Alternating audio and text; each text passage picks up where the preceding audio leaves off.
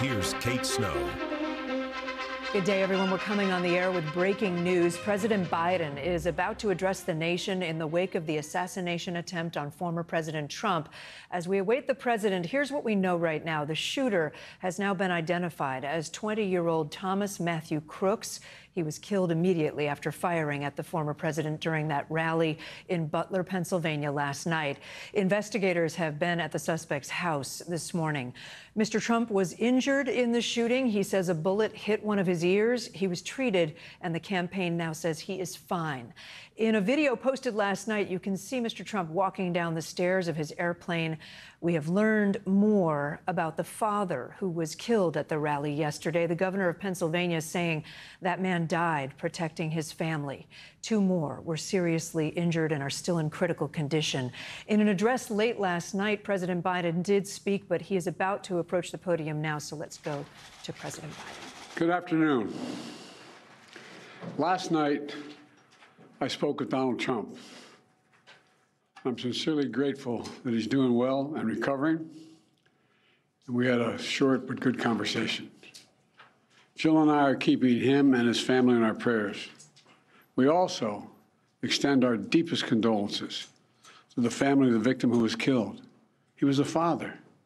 He was protecting his family from the bullets that were being fired. And he lost his life. God love him. We're also praying for the full recovery of those who were injured. And we're grateful to the Secret Service agents and other law enforcement agencies and individuals who risked their lives literally for our nation. As I said last night, there is no place in America for this kind of violence or any violence for that matter.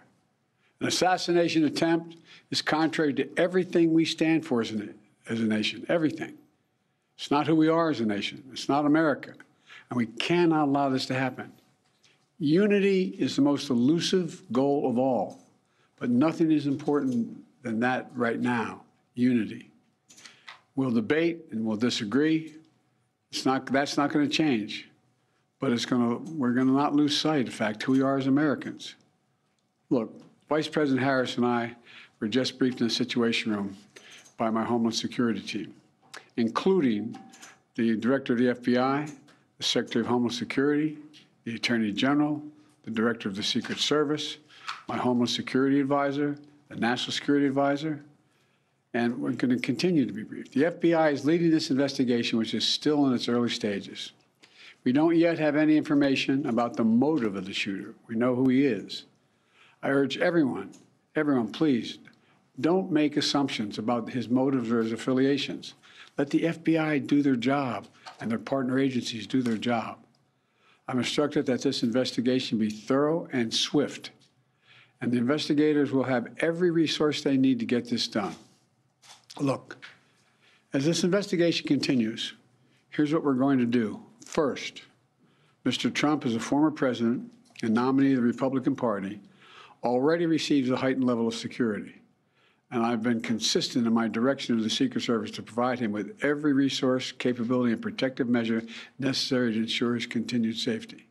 Second, I've directed the head of the Secret Service to review all security measures for the Republican National Convention, which is scheduled to start tomorrow. And third, I've directed an independent review of the national security at yesterday's rally to assess exactly what happened. And we'll share the results of that independent review with the American people as well. And finally, I'll be speaking more about this tonight at greater length from the Oval Office. We must unite as one nation. We must unite as one nation to demonstrate who we are.